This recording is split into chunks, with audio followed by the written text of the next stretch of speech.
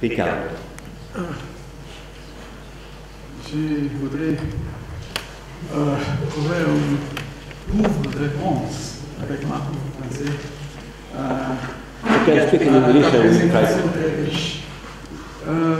Tu as dit que Marx, selon Marx, la prolétarisation, c'est une perte de savoir.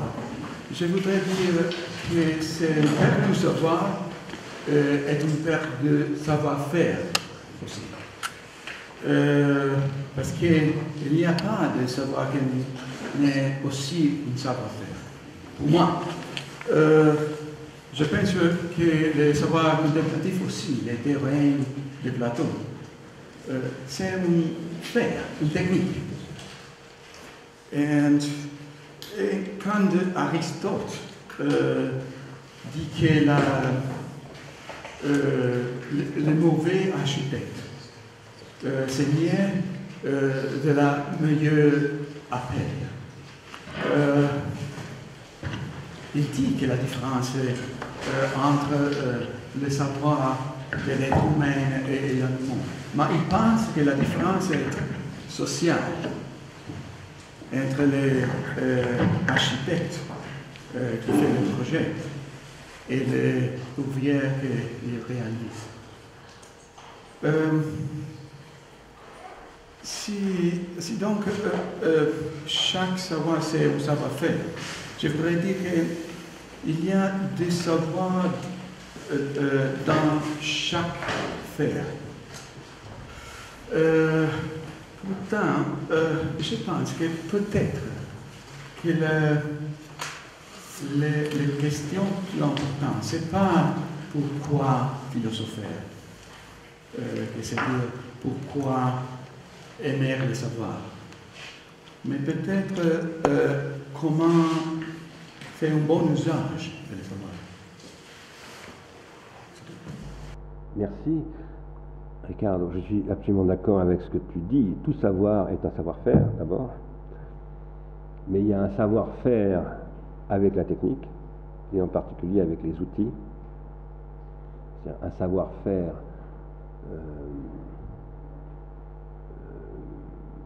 du métier, disons, et de ce qui dans tout métier se cache toujours, selon moi, qui est un mystère, parce que le métier vient de mysterium. Il y a le savoir-faire en tant que savoir-faire des enfants, la cuisine, c'est qui est un savoir-vivre en fait, savoir-vivre. Par exemple, quand on est esquimau, la vie, la façon de faire la cuisine, la façon d'aimer, la façon, c'est pas du tout comme ici, et c'est en relation très étroite avec les savoir-faire vitaux, mais c'est encore quelque chose d'autre. Il y a des savoirs théorisés, et dans tous les cas, les savoirs théorisés, ce sont des savoir-faire des théorèmes, ce sont des savoir-faire théoriques, ce sont toujours des pratiques. Il y a toujours des pratiques, et quand il y a des pratiques, il y a toujours des techniques.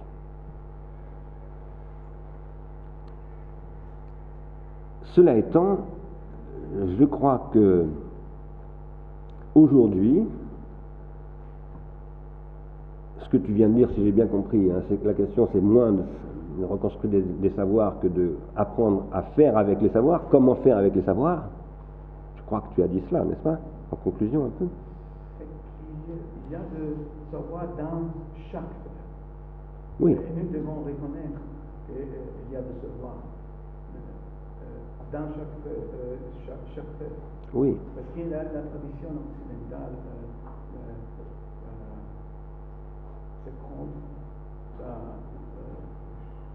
Oui, mais je crois que pour reconnaître cela, il faut savoir ce que veut dire faire.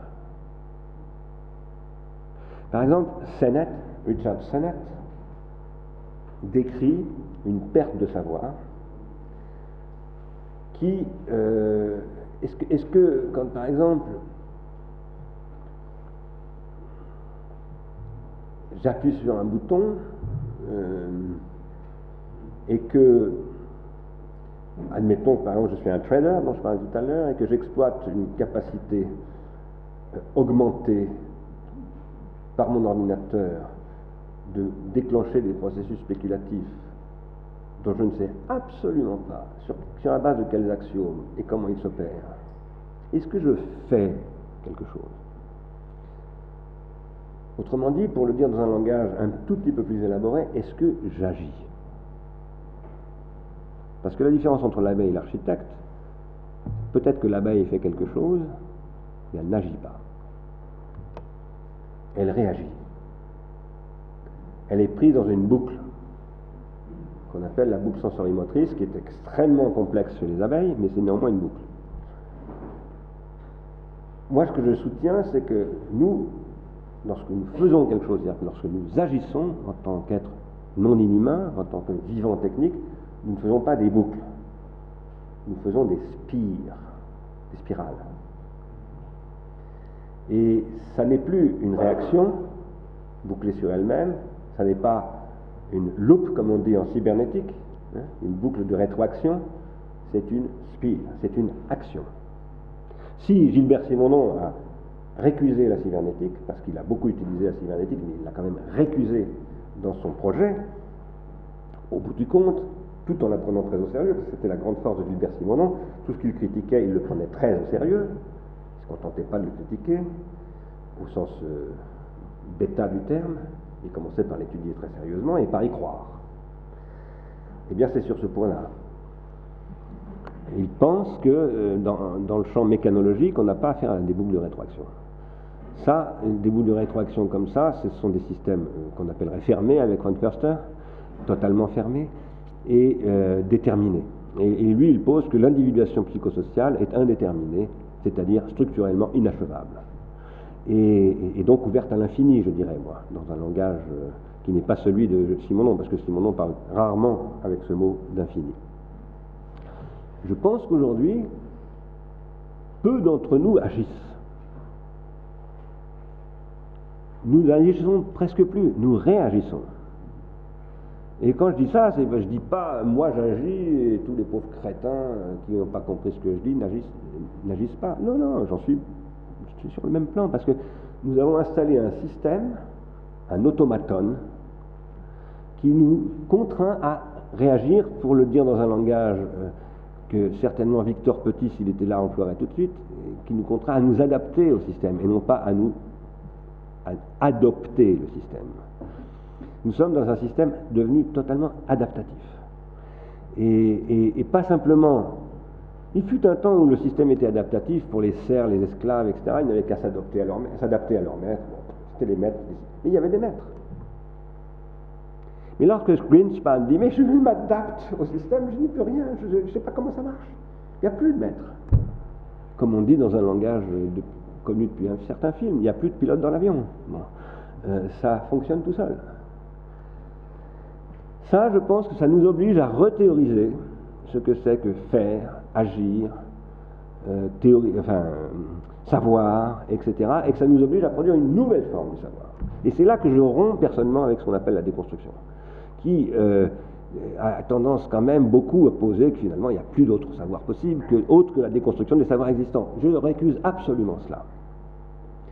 Et c'est de ce point de vue-là que je suis beaucoup plus nietzschéen que hegelien. Parce que Hegel, lui, pose qu'il ne va plus y avoir qu'un recyclage, un remix constant des savoirs antérieurs, et que tout ça va aboutir à finalement l'automaton qu'il appelle le savoir absolu. Moi, je crois au contraire, comme Nietzsche, qu'il faut inventer de nouvelles croyances, produisant de nouveaux investissements, de nouvelles actions, et donc de nouveaux savoirs. Maintenant, la question de repenser le savoir-faire, ou le faire, comme étant toujours porteur d'un savoir, autrement que comme l'a fait la philosophie, ça je suis évidemment d'accord, ça fait partie de ce que je viens de dire. Et c'est pour ça que j'essaye de réévaluer la technique, c'est pour ça que je fais circuler ce magnifique marteau, par exemple. Si vous regardez ce marteau, moi ce marteau, Caroline me l'a offert, bon elle sait que je m'intéresse aux instruments, au marteau, que je fais des spirales, et elle sait aussi que j'ai écrit un texte sur le harpon du chasseur de phoques. Un chasseur de phoques passe beaucoup plus de temps à tailler son harpon et à le graver d'emblèmes symboliques, de totems, etc., qu'à chasser les phoques. Et qu'est-ce qu'il fait en taillant son harpon? Je dis ça parce que j'ai eu la chance de faire des conférences au musée ethnographique de Saint-Pétersbourg. Autrefois, on appelait ça Leningrad. C'est le plus beau musée d'ethnologie du monde, et immense. et c'est un musée qui est essentiellement envahi par les Sibériens. On m'a même proposé, mais j'ai eu peur d'y aller, de passer 3 mois chez les Sibériens avec l'ex-armée soviétique dans Ashtrak, etc., pour étudier les chamans sibériens, parce qu'il y en a toujours. Je n'ai pas voulu parce que j'avais un peu peur des soldats soviétiques. Mais je me suis penché sur la culture des chamans, et en particulier de ces Sibériens, qui est en fait la culture des Indiens, puisque les Indiens d'Amérique sont ces Sibériens qui ont migré. Et voilà, qu'est-ce que fait le chaman? Il taille son harpon, il passe un temps fou à ça. À ça, il y a d'autres choses, il ne fait pas que tailler son harpon, mais il passe beaucoup de temps à ces choses-là. Et dans ces choses, il demande pardon au phoque. Il essaye de communiquer avec le phoque. Il est dans un rapport au phoque qui est d'une nature tout à fait inconcevable pour des pêcheurs ou des chasseurs comme ceux que l'on trouve ici. Ça, c'est la société chamanique, dont on a dit à propos des grottes que tu as montrées ce matin, ça a été une des hypothèses, c'est encore une des hypothèses, qu'on est dans une société chamanique. Et pour terminer, je vous raconte une toute petite histoire. À la grotte de Lascaux, quelqu'un que je connais bien, qui est un ami, qui en est conservateur, lorsqu'elle était encore accessible, il a fait venir des aborigènes australiens pour leur faire visiter la grotte de Lascaux et pour voir ce qui se passerait. Ils sont venus, et dès qu'ils sont arrivés devant la grotte, ils ont totalement changé d'attitude, ils ont commencé à avoir des pratiques rituelles, ils se sont arrachés à des poils, ils les ont brûlés, etc. Et ils se sont mis à faire des trucs entre eux, c'est-à-dire qu'ils se sont trouvés dans un milieu où ils ont reconstitué complètement leur espace chamanique australien. Voilà. Ça, ce sont des choses qui m'intéressent beaucoup. Ça ressemble à ce que je disais tout à l'heure sur les samouraïs et les guerriers romains. Est-ce qu'il y a quelqu'un veut intervenir? Laurent Arnay. Il faut faire passer le micro, s'il vous plaît. Ah, il n'y a plus de marteau, il y a des micros. D'abord, vraiment une référence ici qui reprenne vos thèses principales, notamment celle de réenchanter le monde en repartant de la proposition du modèle, du médiateur. Excusez-moi. Voilà. Moi, je suis d'accord vraiment avec vous, sauf le fait que j'ai l'impression que les philosophes, les intellectuels, les universitaires, les gens qui sont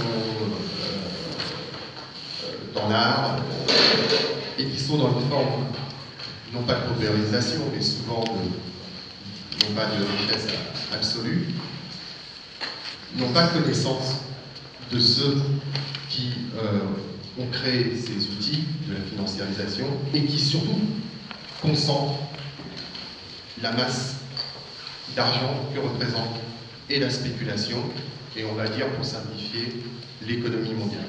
Or, je le répète, je l'ai dit il y a 3 jours, je ne suis pas sur la thèse du complot, je ne dis pas qu'il y a 15 personnes ou là qui pourraient être autour de la table et qui représenteraient les 15 ou 30 personnes qui représentent la totalité de l'économie et qui discutent ensemble. Il y a eu en France des tentatives comme le dîner du siècle, aux États-Unis, nombreux types de dîners, mais ces gens se connaissent. Or, ce qui m'embête, c'est que ce sont des personnes réelles. Et jamais, au grand jamais, ces personnes se sont réunies pour dire on va bousiller la planète, on va carrément aller vers une forme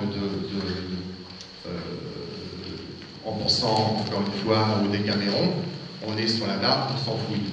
Et moi, ma trouille que j'ai, c'est que finalement, avec un discours qui dit cette omnipuissance, en disant le spéculateur, c'est que finalement, c'est comme une puissance fantasmée, alors qu'ils sont parfaitement identifiables. Et une puissance fantasmée peut empêcher d'agir. Je ne sais pas si je peux me faire comprendre au sens où, voilà, encore une fois, moi, on va me pendre au écourt, si j'explique que, non mais c'est vrai, on plaisantait tout à l'heure, si j'explique que par ma famille, malheureusement, j'ai assisté à des dîners où il y avait des gens importants de la finance mondiale, européenne puis mondiale, Philips. Philips, jusque dans les années 80, avec General Electric, c'était vraiment une puissance mondiale. Jamais je n'ai entendu un propos de ce type-là. Par contre, les gens qui étaient là, eux possédaient à peu près une masse phénoménale de l'argent. Même si ça bouge avec la Chine, on le voit bien, les grands milliardaires en Chine apparaissent, mais grosso modo, ça ne bouge pas tant que ça. Et ça, j'insiste là-dessus, alors que les flux financiers se sont mondialisés, se sont accélérés, finalement, on le voit bien sur les grandes bourses internationales, quand on remonte à la source, c'est souvent une personne, une famille. Et moi qui me suis passionné pour le 18e et le 19e, on voit bien comment, et la Seconde Guerre mondiale, on voit bien comment l'argent s'est redistribué, enfin, etc. Et on retrouve souvent les mêmes familles. Pour prendre la famille Bush, c'est vrai, Bush, c'est très étonnant. Quand on prend la famille Bush, on s'aperçoit qu'à la fois, elle touche à la Shoah, et à la fois, elle touche bien évidemment au néolibéralisme accéléré aux États-Unis. Voilà, c'est ça que je veux dire. Est-ce qu'il n'y a pas un risque à fantasmer quelque chose et du coup on n'agit pas? Parce que... Avant de dire ce que je voulais dire, je le dis pour les personnes qui n'étaient pas là, vous faites partie d'une famille dont votre père a été le patron de Philips, ce qui n'est pas rien, et vous venez de parler de Philips. Vous disiez jusqu'aux années 80, c'était une puissance mondiale. Moi, ce dont je viens de parler là, c'est d'un processus qui s'est déclenché au début des années 80. C'est-à-dire que je ne crois pas du tout, d'abord le capitalisme, je crois que ça n'existe pas. Il existe des capitalismes de toutes sortes. Actuellement même, il y a des formes de capitalisme extrêmement distinctes. Je ne parle même pas du capitalisme rhénan, comme on appelle, et du capitalisme français, ou anglais, qui est encore lui très différent du français et de l'allemand, mais bien entendu coréen, japonais, chinois maintenant, etc. Ce sont des formes de capitalisme extrêmement différentes. Il faut étudier cela de manière très précise. Et là, je suis tout à fait d'accord. Maintenant, ce contre quoi je lutte, moi, ce ne sont pas d'abord des personnes ou comment dire, ou même des classes sociales, ou je ne sais pas quoi. Je ne dis pas que ce n'est pas quelque chose qu'il faille faire, mais ce n'est pas mon objet à moi. Moi, je lutte contre la bêtise. Et d'abord contre ma bêtise. Et la bêtise, aujourd'hui, je pense que c'est toujours ce qu'a fait... Bon, le bouquin dont je parlais tout à l'heure, son titre, c'est « Bêtise et savoir au XXIe siècle ». Je reprends beaucoup les analyses de Gilles Deleuze de la bêtise, etc. Bon, la bêtise, c'est l'origine de la philosophie. Et pas simplement de la philosophie, mais de la pensée. C'est ça que dit Gilles Deleuze. On commence à penser quand on souffre de la bêtise. Voilà ce que dit Deleuze. Et d'abord de sa bêtise, pas de la bêtise des autres. Un philosophe, c'est d'abord quelqu'un qui voit sa bêtise comme le nez au nez de la figure, quoi.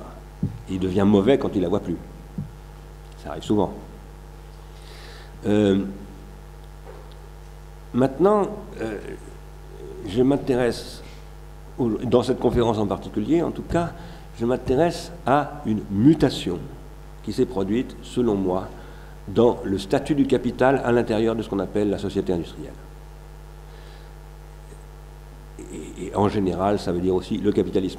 Pas absolument nécessairement, mais en principe, ça veut dire quand même le capitalisme. Et c'est une mutation qui a, à mon avis, induit une brisure de la paix sociale dont on parle depuis hier, un peu en ping-pong avec Franck Cormeret, sans d'ailleurs du tout l'avoir prévu, parce que ça s'est improvisé comme ça. Si je parle de guerre économique, je ne crois pas du tout, par exemple, que le capitalisme des années 20, même s'il était ultra dur, de Henry Ford, par exemple, était en guerre contre les patrimoines. Non, c'était un capitalisme d'investissement. C'était d'ailleurs ce qu'on appelle un capitalisme patrimonial. Si l'Allemagne est encore solide aujourd'hui, si elle reste le pays le plus fort pratiquement du monde d'ailleurs, hein, malgré son effondrement très inquiétant, moi j'ai horreur de voir l'Allemagne s'effondrer. J'ai toujours très peur. Eh bien, c'est parce qu'elle a un capitalisme patrimonial extrêmement développé.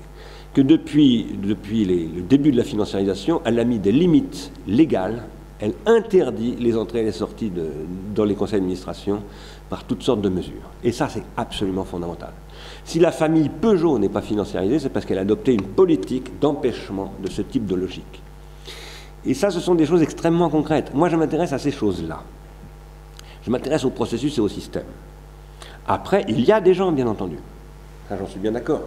J'en connais personnellement, j'en rencontre. Je vais régulièrement devant des instances patronales, et je l'ai déjà raconté, je ne crois pas ici, mais moi j'ai travaillé pendant quelques années avec quelqu'un, je ne dirais pas où, parce que je veux que ça reste confidentiel, mais que j'ai bien connu. J'ai travaillé avec lui au jour le jour pendant plusieurs années.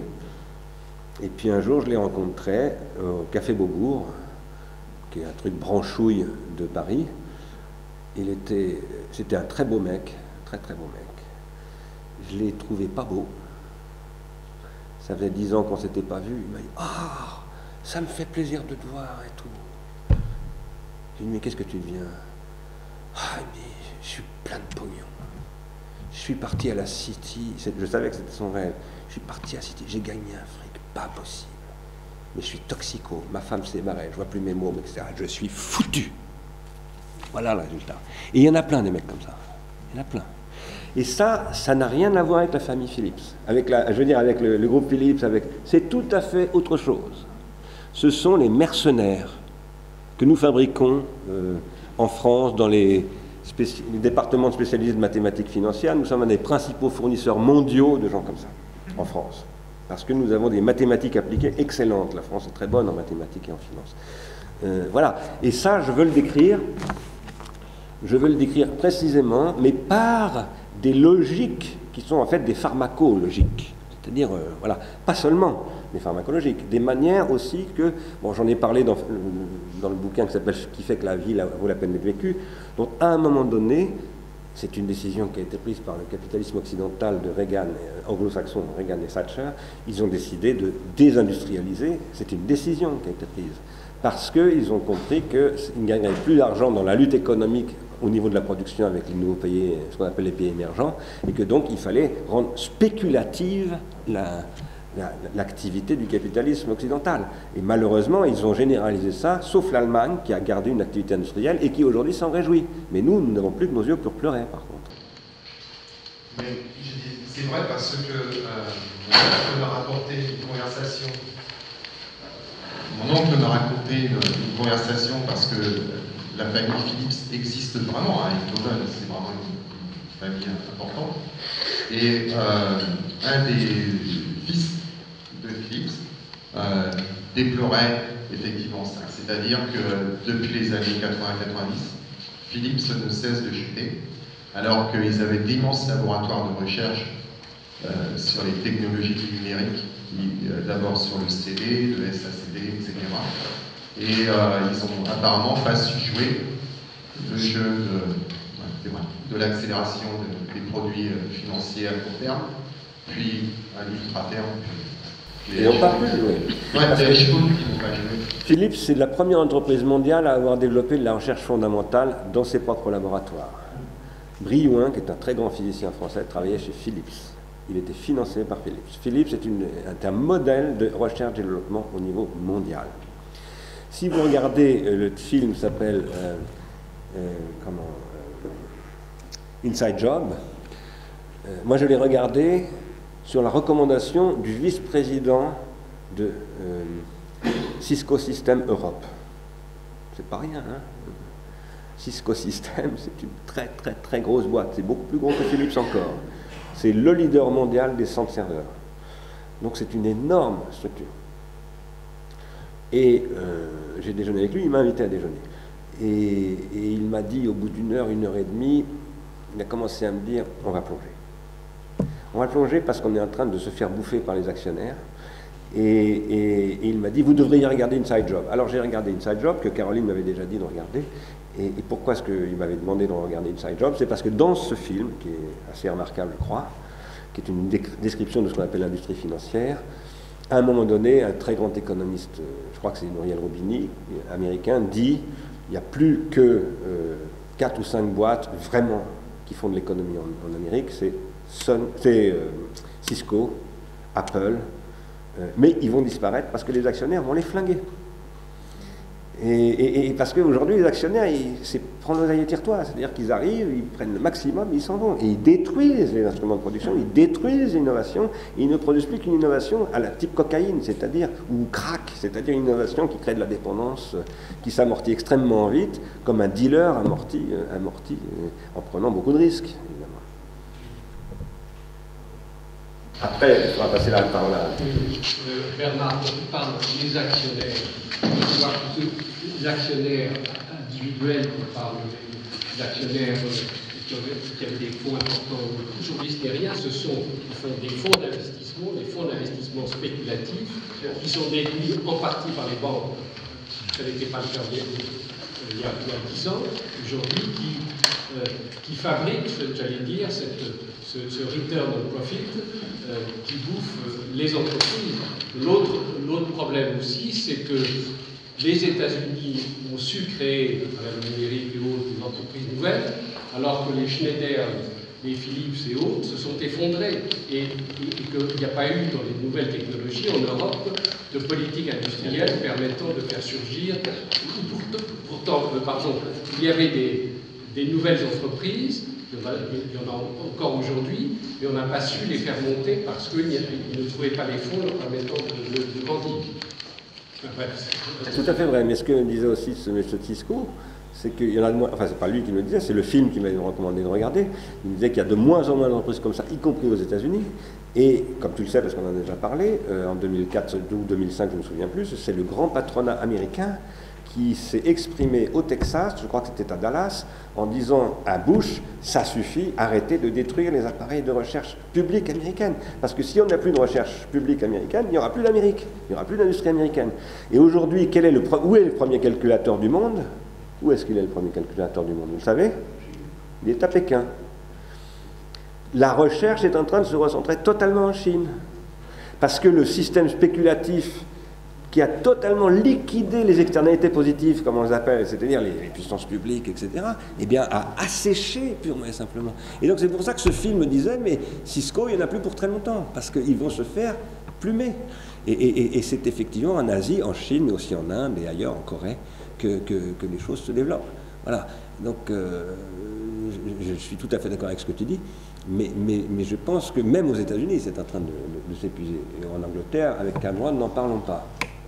Excuse-moi Henri, parce qu'il y a Arnaud qui demande la parole depuis un moment.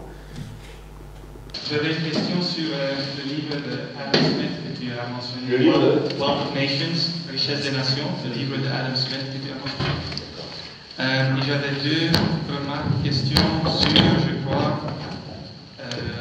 le passage que tu as évoqué où Adam Smith, en fait, anticipe ce que tu appelles la prolétarisation du travailleur. Donc, dans le début de son livre, il parle dans une façon très positive de ce qu'il appelle la division du travail.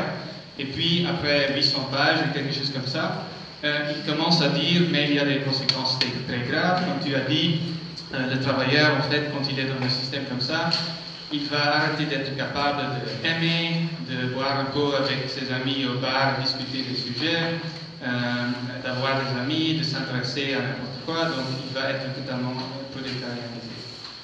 Il finit ce passage-là, si je me souviens bien, avec... c'est un passage sur l'éducation, d'abord, donc il fait une sorte de plaidoyer sur l'éducation, dans ce passage, qui est très important. Et je finis le passage en disant que ce processus est inévitable, sauf si, je crois qu'il dit, l'État, le state, ou le gouvernement, le government, intervient pour supporter l'éducation et empêcher ça. Donc ça, c'est très important, je crois. Pour le théoricien du marché libre qui dit ça, c'est quand même étonnant. Et puis, il y a toujours quelque chose dans ce passage qui me... Je ne sais pas très bien quoi faire avec ça quand j'enseigne ça avec les cours, parce que quand ils discutent la prolétarianisation du travailleur, et quand il parle qu'il ne va pas être capable d'aimer, avoir des amis et tout ça, il dit aussi il ne va plus être capable d'être guerrier, homme militaire. Et donc là, il y a quelque chose d'intéressant qui se passe par rapport à ce que tu as dit des samouraïs, des gens qui reviennent de la guerre et qui ne veulent plus faire la guerre et qui ne sont peut-être plus capables de faire la guerre parce qu'ils ont vécu la guerre. Et Adam Smith qui dit que à cause de la prolétarisation, les gens ne sont pas capables de devenir guerriers parce que ça leur empêche d'aller à la guerre. Donc je voulais juste te demander cette question. C'est formidable cette remarque ce rappel que tu fais là, c'est véritablement l'illustration de la désublimation au sens strict. Moi, je pense la sublimation à partir du sacrifice. Le sacrifice n'est pas forcément le sacrifice de soi pour la patrie, mais je pense qu'il n'y a pas de sublimation si je ne peux pas me sacrifier pour l'objet de ma sublimation. Je pense d'autre part que la prolétarisation, c'est une désublimation. Au sens, j'emploie le mot au sens où Marcuse l'a utilisé en 1953, dans Héros et civilisation. Et je pense que le danger que décrit Adam Smith, qui était un moraliste, comme vous le savez bien, parce que c'est avant tout un moraliste, Adam Smith, ce qu'il décrit, c'est un processus de destruction de la morale. Mais je ne prends pas le mot moral en un sens bourgeois, en un sens perd la morale, comme on disait autrefois. Non, je prends le mot moral en un sens philosophique du terme. Si on avait le temps, on l'a pas, mais si on avait le temps, je parlerais de la morale kantienne et de la morale, Tania nous en parlerait beaucoup mieux que moi, et de la morale kantienne telle qu'elle est présente dans la troisième critique dont parlait ce matin Franck. Et comme capacité de... Le sublime est quelque chose qui est en rapport fondamental à ce qu'il appelle le suprasensible. Le suprasensible, c'est ce dont la morale dans la vie quotidienne et l'expérience. Bon. Et ça, ce que Adam Smith décrit, mais avant qu'Emmanuel Kant n'écrive ses critiques en plus, hein, c'est intéressant, c'est comment il anticipe déjà, il voit que ça va produire une démoralisation, à tous les sens du mot. Et ça, je pense que c'est capital. Alors, ce que tu as dit, je ne l'avais pas noté, tu vois, donc sur la question du sacrifice. Mais un jour, Derrida m'avait dit, c'était au moment de la première guerre de l'Irak, enfin, il ne me l'avait pas dit spécialement moi, il me l'avait dit à moi aussi, mais il l'avait dit aussi en public, il avait dit, l'Occident risque de perdre finalement ces guerres parce qu'en Occident, on n'est plus capable de mourir pour une cause. Et ça n'est pas du tout le cas dans les autres sphères du monde. C'est ce qui faisait d'ailleurs qu'à l'époque il soutenait les États-Unis. Il a changé de point de vue après, dans la deuxième guerre de l'Irak. Et moi je n'étais pas du tout d'accord avec lui.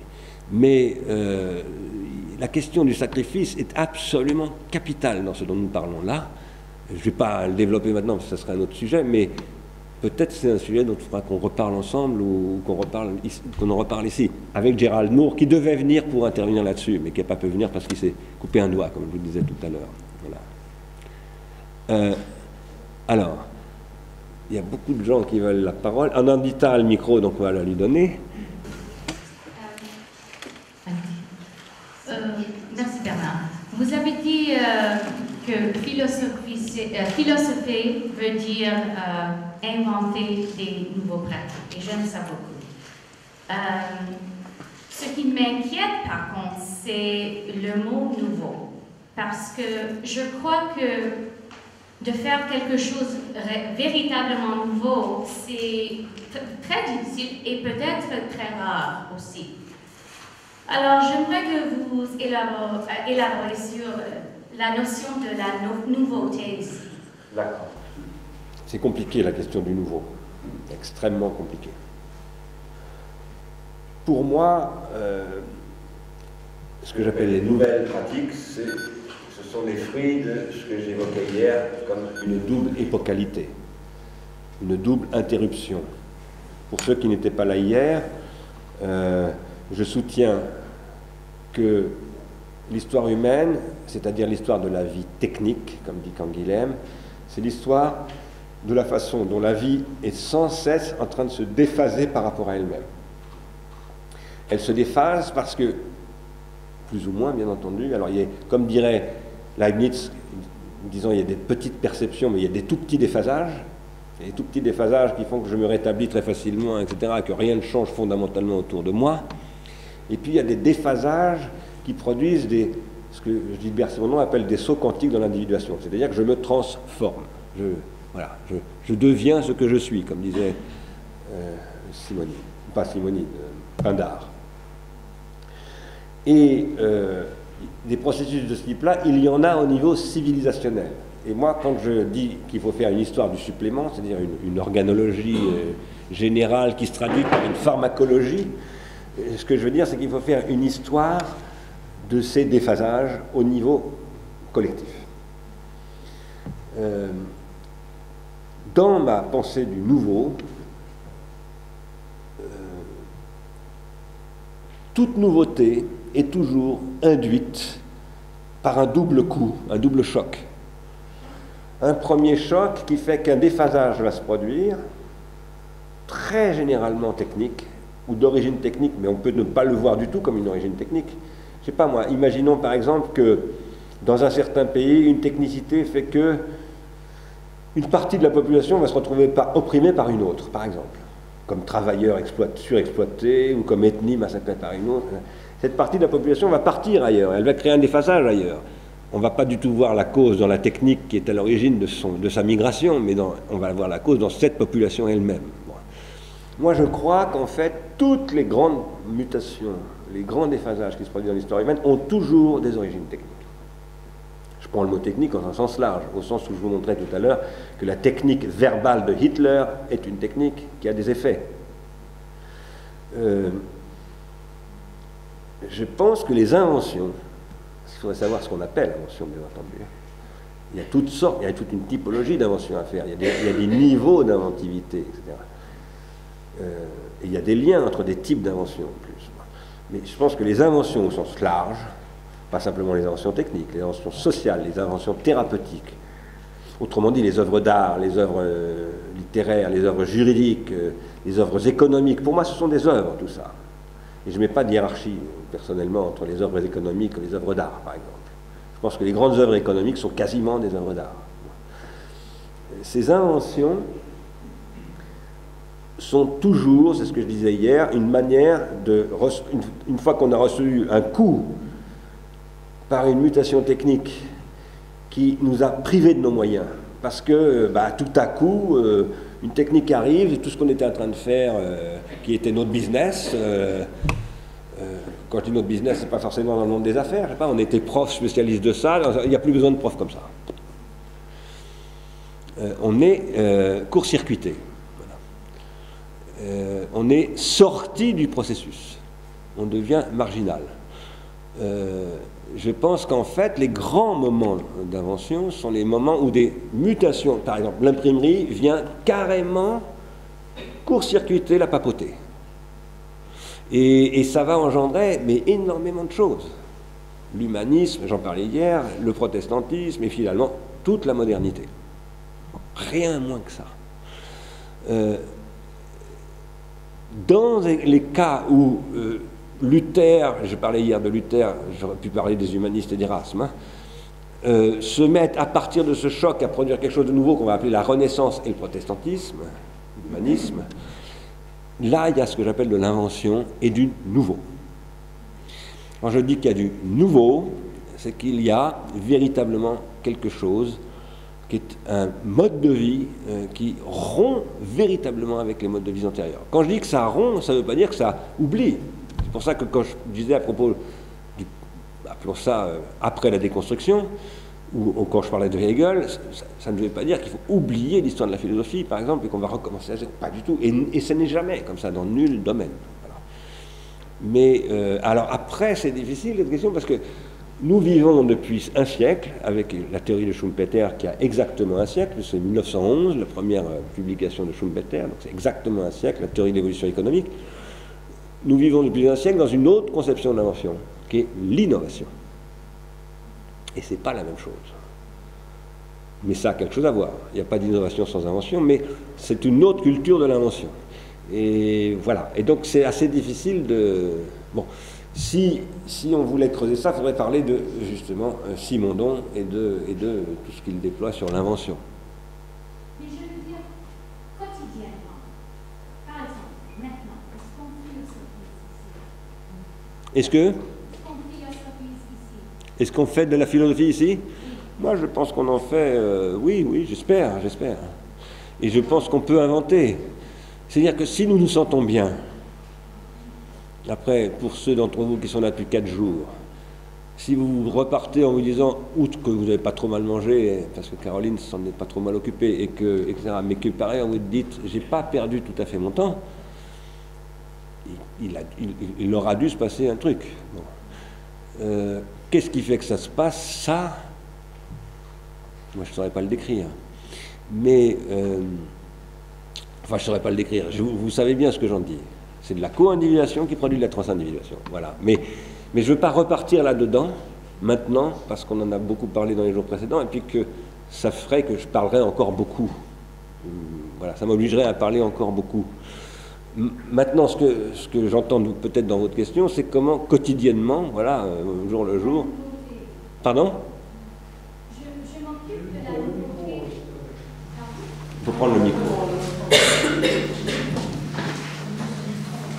Je vais le dire en anglais parce que peut-être je ne m'exprime pas en français. C'est la nouveauté que je trouve très difficile à conceptualiser. Parce que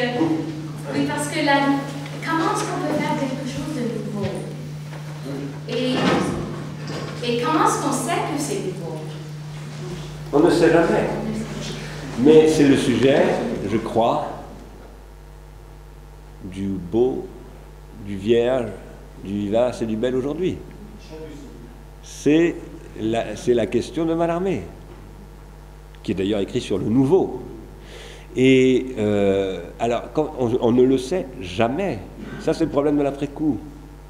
Maintenant, ce que j'appelle le nouveau, c'est ce que Mallarmé appelle la question du vierge et du stérile, de la stérilité. Il a aussi un texte qui s'appelle Stérilité. Voilà. Mais c'est la question de l'individuation. Je ne tiens pas absolument au mot nouveau, si vous voulez. C'est pas même si dans mon nouveau il y a 9. Vous voyez, c'est-à-dire naissance. Il y a, voilà. J'y tiens pas absolument, mais j'y tiens un peu quand même.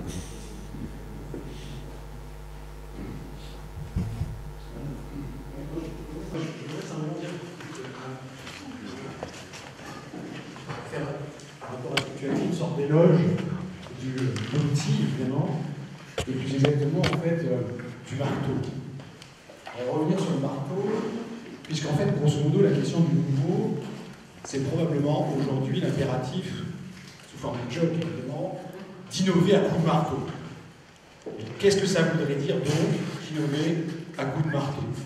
Je rajouterais, grâce à mon voisin, dans une discussion, 100 mètres. Et évidemment, je redouble la question de l'innovation par la question de la politique. Par la question de la politique, du 100 mètres. Autrement dit, peut-être de la question du maître d'œuvre. Et donc, la question, c'est évidemment reprise de la question de philosophie à coup de marteau, mais plus évidemment, c'est qu'est-ce que pourrait être pour l'Europe que d'innover à coup de marteau dans la perspective, évidemment, de la mise en œuvre d'une politique industrielle. Qui soit une nouvelle musique, et pas une petite musique. Qui soit la musique de notre avenir. C'est-à-dire celle qui permettrait d'inventer un European Way of Life. C'est-à-dire, en fait, grosso modo, un renouveau de l'État-providence. Et pour ce faire, alors sous forme de plaisanterie, mais qui à mon avis a du sens, je vais vous lire et commenter, en fait, une chanson populaire, très connue, qui s'appelle « Si j'avais un marteau ». Et donc, tu peux chanter, et qui n'est pas évidemment de Dieudonné, mais de Claude François. Et vous allez voir, je vais simplement faire le premier paragraphe et essayer de le commenter philosophiquement dans la perspective d'une innovation portée par un coup de marteau 100 mètres, qui, d'une certaine manière, est une façon de philosopher et d'essayer de répondre à la question du nouveau, du novus. Donc ça commence ainsi. Je vais retirer une lunette, ce sera plus facile. Pour moi, c'est écrit très style. Si j'avais un marteau, je cognerais le jour, je cognerais la nuit, j'y mettrais tout mon cœur. Je bâtirais une flamme. Si j'avais un marteau, évidemment, le travail, je cognerais le jour, je cognerais la nuit, la question du travail se pose là. J'y mettrais tout mon cœur, et là, Bernard, évidemment, j'aimerais bien, ma question, c'est une question, ce serait la question du cœur qu'il faudrait reposer, puisqu'à mon avis, la question du cœur est reposée d'ailleurs dans le texte un petit peu plus loin. J'y mettrais de mon cœur, je bâtirais une ferme. Nous sommes dans le constructivisme, dans bâtir. J'y bâtirais une ferme, et ça continue. Une grange et une barrière. Aujourd'hui, probablement, il faudrait que l'Europe mette des frontières. Sans nationalisme. L'internation dont tu parlais hier, et là, la phrase finale, dans les deux phrases finales que je vais un petit peu commenter, j'y mettrai mon père, ma mère, mes frères et mes sœurs. Et là, en fait, il y a une idée de la fraternité. L'idée de la fraternité est absolument géniale, et ça termine par oh, ce serait le bonheur. Voilà, merci Bernard.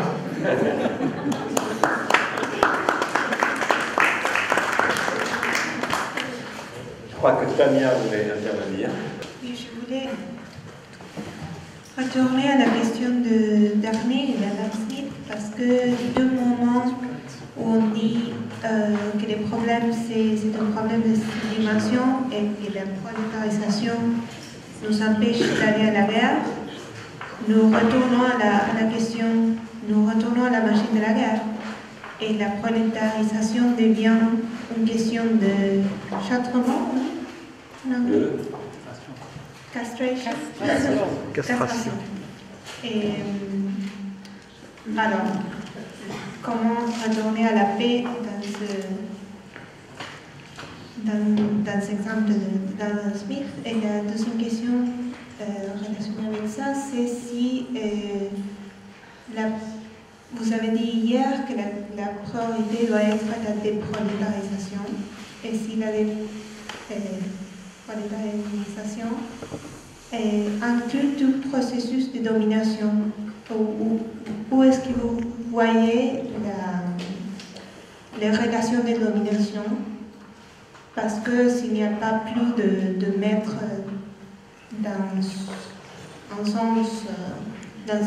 dans quelque sens, il y a toujours beaucoup de relations de domination dans votre système. Bien sûr. Alors, sur la première question, à propos d'Adam Smith en 1776, les nations, leur rapport pacifique s'appelle le commerce, et régulièrement elles entrent en guerre les unes avec les autres. Elles n'ont pas d'armes de destruction massive, etc., etc. Et par ailleurs, comme le dit Marx un peu plus tard, l'usine et l'armée sont en fait un système de discipline, ce que Foucault commentera ensuite, etc. Bon. Et tout ça, c'est une logique qui est ce qu'elle est, où je crois que le capitalisme naissant à l'époque d'Adam Smith jusqu'à la fin du XIXe siècle est guerrier, mais toujours hors de son propre territoire. Il est territorialisé, il est national, et il fait la guerre aux autres nations.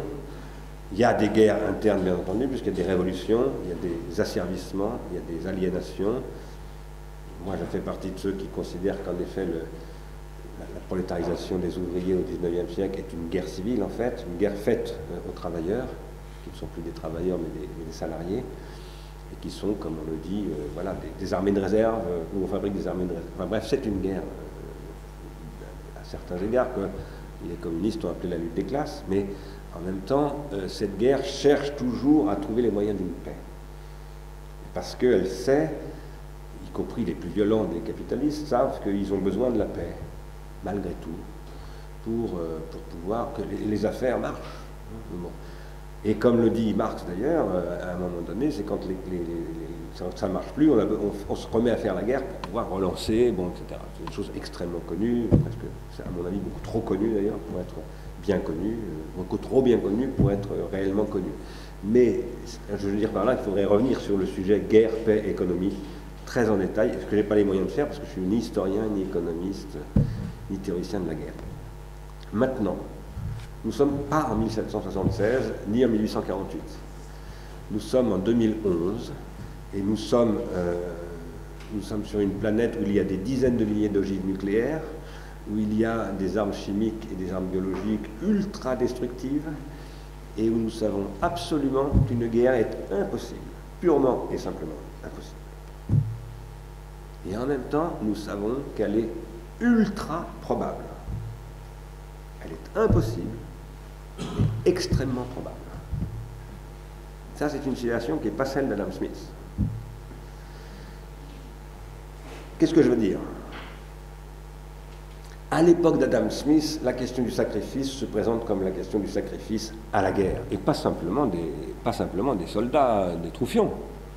Un seigneur, c'est celui qui est prêt à mourir, y compris Napoléon. Je dis toujours, Napoléon a vraiment pris le pont d'Arcole, c'est pas du bidon.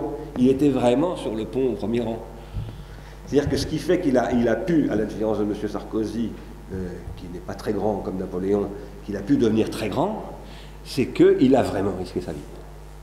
Il a vraiment mis en jeu, et c'est un vrai maître au sens où Hegel parle des maîtres. Et d'ailleurs, si Hegel l'a admiré à ce point, c'est qu'il y a vu le maître par excellence, traversant à Iéna sur son cheval blanc, patati patata. Aujourd'hui, la question du sacrifice ne peut plus se présenter dans des termes semblables. Personne de rationnel ne peut dire il faut refaire la guerre. Ben Laden pouvait le dire, mais il n'était pas rationnel. Il y a des fous furieux qui peuvent le dire, et ce sont des gens dangereux et irrationnels. Il n'est absolument pas rationnel aujourd'hui de dire faisons la guerre. Alors vous allez me dire, bon, il y a des guerres comme en Libye, etc. Je laisse de côté ce point-là parce que c'est un autre sujet, mais c'est un sujet extrêmement important. Mais ce n'est pas de ça dont je parle, vous l'avez bien compris. C'est comment, à l'intérieur de la sphère, je dirais, économique et industrielle et planétarisée, ordinaire, si j'ose dire, banale, il n'est pas envisageable qu'une guerre ait lieu entre deux puissances relativement comparables. Absolument pas envisageable. À partir du moment où les choses en vont ainsi, on ne peut plus se poser la question ni du sacrifice, ni de la mort dans les mêmes termes. Rilke parlait déjà de cela au XXe siècle, quand il parlait de la mort où on ne meurt plus, disait-il. On ne meurt plus parce qu'on a développé un rapport à la mort qui est un rapport de dénégation du mourant, du cadavre, etc. etc. Mais c'est symétrique au fait que, à l'époque de Rilke, malheureusement, on meurt encore beaucoup à la guerre, mais c'est symétrique du fait que quelque chose est en train de se mettre en place, qui va devenir, où le sacrifice ne va plus pouvoir s'investir dans la mort. C'est-à-dire que le sacrifice, qui est la condition de la sublimation, c'est pour ça que moi je pense que la question du sacrifice, on n'en a pas du tout terminé avec. Elle est devant nous, au contraire. Pendant très longtemps, le sacrifice, il était fait au nom des idoles, au nom des dieux, au nom de... Maintenant, le sacrifice va se présenter pour lui-même. Un peu comme on a dit au XIXe siècle, l'art s'est présenté pour lui-même. L'art pour l'art ou le sacrifice pour le sacrifice. On ne peut pas se passer du sacrifice. Le désir n'existe pas sans le sacrifice. C'est une chose très bête que je dis, mais je suis prêt à mourir pour l'objet de mon désir. Sinon, je ne le désire pas. Alors, à mourir de 36 000 manières. La mort reste en jeu. Et dans ce que dit Adam Smith, c'est pas tellement qu'ils ne sont pas prêts à aller mourir pour la guerre, c'est qu'ils ne sont pas prêts à mourir du tout, ils vont perdre le sens du sacrifice. Voilà. Et en particulier du sacrifice pour eux-mêmes, pour leurs proches, etc., etc. Ils vont se désublimer. C'est ça que ça veut dire pour moi. Après, de toute façon, la paix est toujours conflictuelle. Enfin, le concept que j'ai de la paix, moi, c'est une paix dans le conflit des opposés. Hein. Conflit pharmacologique, en l'occurrence. On ne peut pas réduire le pharmacone, donc il y a toujours une situation de tension pharmacologique qui est absolument irréductible. Alors après, sur la question de la domination, ça c'est très compliqué. Ça c'est extrêmement compliqué. Je ne suis pas sûr que je vais être capable de vous répondre. J'ai des idées là-dessus, mais elles ne sont pas suffisamment élaborées pour que je les articule correctement pour répondre vraiment sérieusement à votre question. Ce que je dirais, c'est que pour moi, la domination, c'est toujours un pouvoir de synchronisation qui, à un moment donné, canalise les potentialités du diachronique en lésant des possibilités diachroniques ouvertes. Typiquement, par exemple, la domination sur le prolétariat. Bon, qu'est-ce que c'est? On empêche le prolétariat de s'individuer, c'est-à-dire de se diachroniser. Et c'est comme ça que j'essaye de penser à la domination.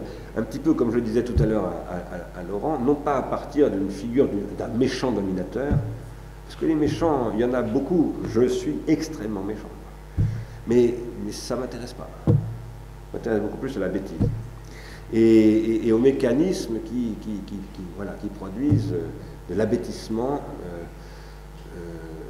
et dans ces dialectiques mauvaises, qui ne sont pas la dialectique de maître et de l'esclave, mais de la bêtise et de la bêtise. Un des trucs importants par rapport à ça, d'ailleurs, qu'il faudrait dire, là je parle du rapport maître-esclave, parce que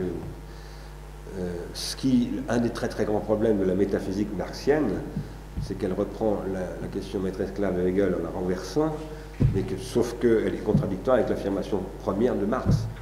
C'est que l'esclave n'a pas de savoir. L'esclave prolétarien n'a pas de savoir. Or, Hegel dit, le maître va être renversé par l'esclave qui a conquis le savoir. Donc il y a un truc qui ne tourne pas rond du tout dans le marxisme. Et ça, c'est la question du logiciel libre. Si je m'intéresse au logiciel libre, c'est parce que là, il y a des, je ne dirais pas des esclaves, mais des salariés ou des employés ou des dominés en tout cas, et qui ont le savoir. Et là, il se passe quelque chose. C'est là que vraiment le rêve de Marx peut se réaliser. Mais sur un mode tout à fait différent. Et que Marx ne voyait absolument pas, à mon avis. Qui avait demandé? Ah oui, il y a Emmanuel et après Vincent. Bref, comme on a parlé de Smith, Marx et Schumpeter, il y avait encore Keynes. Alors je voulais dire que dans le chapitre 12 de la théorie générale, il dit une chose très, très intéressante. Il dit que la spéculation, la bourse financière, qui permet de bouger les capitaux, c'est presque comme des trucs, c'est comme une généralisation trop vite du divorce. Et alors, pour boucler un peu finances individuelles dans l'amour pour enfants, c'est pas nécessaire. Intéressant. Vraiment très intéressant. Merci beaucoup. Oui, on dit beaucoup sur les armes et sur les outils, ce qui me touche au plus haut point. Mais tu nous as demandé de dire un petit peu pourquoi on voulait philosopher. Pour moi, la philosophie, c'est aussi, encore une fois, peut-être pas l'arme, mais en tout cas la méthode dialectique et la méthode de questionnement. Tu le sais, pour moi, d'ailleurs, ce questionnement est d'abord religieux. Et je suis venu à la philosophie, alors qu'au départ, le premier questionnement, pour moi, c'est celui de la Bible, et c'est celui que l'on enseigne dans la tradition juive, d'ailleurs, qui est d'abord apprendre à poser des questions avant d'apporter des réponses. Bon, ça c'est un fondement qui était pour moi fondateur, mais que j'ai repris grâce à toi dans le contexte platonicien. Et c'est pour ça que tout à l'heure aussi j'ai replacé la question sur le dialogue, la dialectique. Alors sur ces outils dialectiques, sur ces outils de dialogue, sur ces outils de polémique aussi. Alors ça, c'est sur ce point-là que je voudrais t'interroger précisément, parce que, tu le sais, c'est des travaux que nous menons actuellement à l'IRI. J'ai été très surpris d'ailleurs dans ton texte sur l'université que tu reviens sur cette question du polémos. J'aimerais vraiment beaucoup que tu expliques d'abord comment tu reprends à l'origine du mot et que tu arrives à retourner finalement une métaphore guerrière du polémos en faisant justement une arme non guerrière, pacifique, et qui peut être tout à fait déterminante dans les outils que nous cherchons à mettre en place. Donc, pour moi, ça m'interroge beaucoup et j'aimerais que si tu peux, donner plus de matière sur cette piste qui me semble très intéressante et bien sûr qui, pour nous, en plus à l'IRI, a déjà des retentissements tout à fait précis, technologiques, puisque nous travaillons sur, tu le sais, des outils d'espace critique et d'espace polémique, notamment le système polémique tweet. Donc je te laisse, si tu as des éléments en tout cas. Ben oui, merci beaucoup de cette question qui nous ramène effectivement à la question pourquoi et comment philosopher aujourd'hui. Ça d'ailleurs me permet de compléter la réponse que j'essayais de faire à Nandita tout à l'heure, quand je crois que je n'ai pas beaucoup convaincu. Et j'y reviens un petit peu à Nandita, mais c'est une manière de commencer à te répondre aussi, Vincent, à la question de Nandita. À Ars Industrialis, nous avons, par l'IRI, à Ars Industrialis, nous avons organisé un séminaire pendant 3 ans qui s'appelait « Trouver de nouvelles armes ». C'était une... Elle est là, Nandita, ou pas? Elle est partie. C'était une citation de Gilles Deleuze, mais détournée, puisque Deleuze dit non pas qu'il faut trouver de nouvelles armes, qu'il faut chercher de nouvelles armes. Et donc, moi je disais, il ne suffit pas de chercher, il faut trouver, comme Picasso. Et qu'est-ce qu'il appelle de nouvelles armes, et qu'est-ce que nous appelions de nouvelles armes? Ce sont de nouveaux concepts, c'est-à-dire de nouvelles théories. Mais en même temps, je pense que ces nouvelles armes doivent être de nouvelles pratiques des concepts et de nouvelles pratiques des armes. Et que c'est ce qui fait là. Qu'est-ce que veut dire nouveau ici? Eh bien, là je continue à répondre à Nandita tout en te répondant. Nouveau, ça veut dire ici fondamentalement lié à une mutation pharmacologique. C'est ce que, à mon avis, Deleuze a beaucoup de mal à penser, parce que Deleuze a un rapport qui est particulièrement lisible dans un texte que j'ai un petit peu commenté, qui est le diagramme, qui est un texte sur Michel Foucault, qui est publié dans les Pourparlers, je crois, ou je ne sais plus très bien où. Deleuze ne voit pas le caractère pharmacologique. Si je parle, moi, de nouvelles pratiques et de nouveaux concepts, de nouvelles théories, c'est parce que il y a des réalités nouvelles au niveau du pharmacone, des suppléments. Et que cette nouveauté du pharmacologique, elle existe, elle est très identifiable, et elle requiert des nouvelles pratiques en ce sens-là. Alors ces nouvelles pratiques ne sont pas forcément sans répéter des pratiques anciennes. Non seulement elles ne sont pas forcément sans répéter des pratiques anciennes, mais elles sont même toujours des répétitions de pratiques anciennes, puisque dans ma théorie de toutes ces choses-là, créer une nouvelle pratique, c'est toujours enchaîner sur un circuit de transindividuation précédent qui était une pratique antérieure. Donc c'est réinventer une pratique. N'empêche qu'elle est nouvelle, parce que le pharmacone est nouveau. Voilà, je continue à vous répondre, Nandita, à travers une question que posait Vincent. Maintenant, Vincent, j'ai essayé de te répondre plus précisément. Le caractère polémique de la paix est lié à ce que Hegel appelle l'inquiétude, à ce que peut-être quelqu'un comme toi, qui est très lié au monothéisme, appellerait aussi la finitude de la créature, devant l'infini, à ce que, voilà, par exemple, Kant décrirait comme la capacité d'éprouver le sentiment de sublime comme une figure du suprasensible, etc., etc., et qui fait que tout ça fait écho à quelque chose qui est en moi une force déchaînable, qui peut se déchaîner. Ce que je veux dire par là, si je peux voir le mal quelque part, c'est parce que je suis capable de le commettre. Je ne pourrais absolument pas voir le mal si je n'étais pas capable de le connaître. Si, par exemple,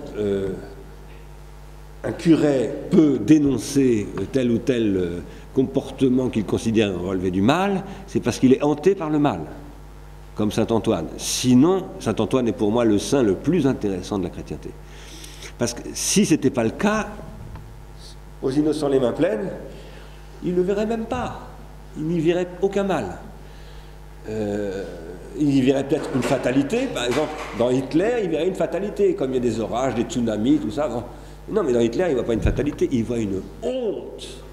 Une honte. Il a honte parce qu'il est lui-même capable de ça. Sinon, il n'aurait pas honte. La honte, c'est le fait que j'intériorise ce que je vois dans l'autre comme quelque chose qui m'horrifie, qui me fait honte, parce que c'est à moi. C'est moi, d'une certaine manière, qui fait ce qu'il fait. Je suis responsable de ce qu'il fait. C'est ça la honte. Et ça n'est pas la culpabilité.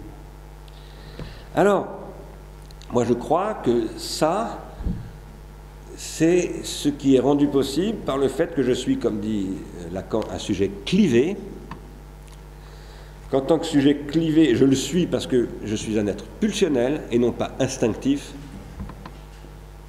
on dit la pulsion n'est pas l'instinct. On ne traduit pas trip par instinct. Ça arrive qu'on trouve instinct en anglais, mais en principe c'est plutôt drive. Et on pourrait tenter de traduire par instinct, ça ressemble à l'instinct. D'ailleurs, Freud dit que c'est en rapport aux instincts, mais ça n'est pas l'instinct. Qu'est-ce que c'est que la pulsion? C'est ce qui peut faire matière du désir, c'est-à-dire, et précisément, n'est pas instinctif, parce que ce qui est instinctif, c'est ce qui est dans la boucle fermée sur elle-même dont je parlais tout à l'heure, la boucle sensorimotrice. Alors que le désir, il est dans la spirale, et c'est une boucle qui se déplace. Il produit, et qui est orientée vers l'infini, car une spirale, je répète toujours quand j'en parle, c'est une figure géométrique de l'infini. Une spirale n'a ni début ni fin. C'est pour ça qu'elle m'intéresse, la spirale. Alors, pourquoi est-ce que je dis ça? C'est parce que nous sommes constitués en tant que nous pensons par un jeu de tendances bipolaires, par des forces qui se jouent en nous et qui sans cesse doivent composer pour produire ce que Simonon appelle de la métastabilité. Et cette composition à l'intérieur de nous, dont Platon, ou peut-être Socrate, dit, voilà, c'est sa pensée, dialoguer avec soi-même, c'est-à-dire dialoguer avec ce qui en moi n'est pas d'accord avec moi. Hein, il faut qu'il y ait en moi un désaccord. Le monothéisme appelle ça le péché originel, les Grecs appellent ça le polémos ou autrement, Simonon appelle ça le déphasage. Ça passe par le clivage de Lacan, etc. etc. Ça se projette au dehors, parce qu'une des très grandes découvertes de Freud, c'est le mécanisme de la projection. C'est-à-dire ce qui est en moi se projette hors de moi. Et en fait, je crois que ça vient du dehors, alors que ça vient de moi. Et réciproquement. Si on traduit ça dans les termes systémiques de Simonon, ça veut dire que l'individuation psychique est l'individuation collective. Elle n'existe pas en dehors de sa projection, donc elle ne se fait que dans son rapport à la projection. Et donc il n'y a pas de dedans et dehors en réalité. Il y a un processus complexe que je représente par ces spirales qui s'emboîtent les unes dans les autres.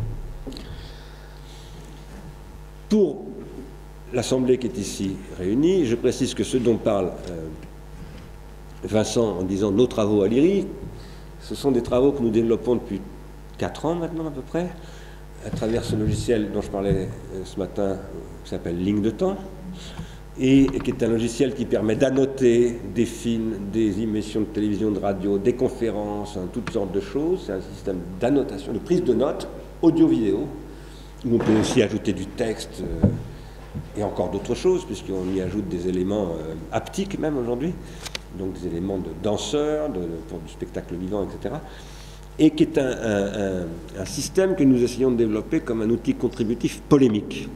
Qu'est-ce que veut dire polémique? Ça veut dire que la polémique, c'est l'origine de la critique. Critique venant de crisis, qui veut dire à la fois discernement et décision, c'est-à-dire action. Et une communauté herméneutique comme celle que décrit Hermès, enfin que décrit le mythe de Prométhée et d'Épiméthée raconté par Protagoras, où à un moment donné Hermès arrive, c'est une communauté critique. Cette communauté critique est capable de s'individuer en se critiquant, en s'auto-critiquant, pas au sens des maoïstes, mais au sens de la boucle non sensorimotrice, mais la boucle herméneutique, ce que Heidegger appelle le cercle herméneutique, qui n'est pas un cercle, mais une spirale. C'est là que Heidegger ne voit pas quelque chose, et qui fait que, à travers les instruments et les pharmacas, je peux constituer des instruments de discernement. Là, ça nous renvoie au sujet de la grammatisation. Moi, ce que je soutiens, c'est que la Grèce ancienne, comme la Judée d'ailleurs, où apparaît le monothéisme, est liée à l'apparition d'un pharmacon, qui est l'écriture alphabétique, qui permet de discrétiser la parole, donc de la critiquer, de la répéter à la lettre et de la critiquer. La répétition est la condition de la différence, comme dit Deleuze là. Alors, aujourd'hui, nous essayons, nous, à l'IRI, de créer des pharmacas numériques de polémique, de partage, pour créer sur Internet des espaces critiques et non pas des espaces mimétiques. Qu'est-ce que ça veut dire? Ça veut dire que nous, pour être plus précis, plus concret, nous mettons en ce moment des systèmes de traçabilité de points de vue opposés sur des questions politiques, des questions scientifiques, des questions philosophiques, des questions esthétiques. On a commencé surtout sur des aspects esthétiques, cinématographiques en l'occurrence, et pour faire en sorte que se constituent des communautés critiques, des communautés polémiques, qui partagent des outils, qui se rassemblent, qui constituent des démocraties polémiques.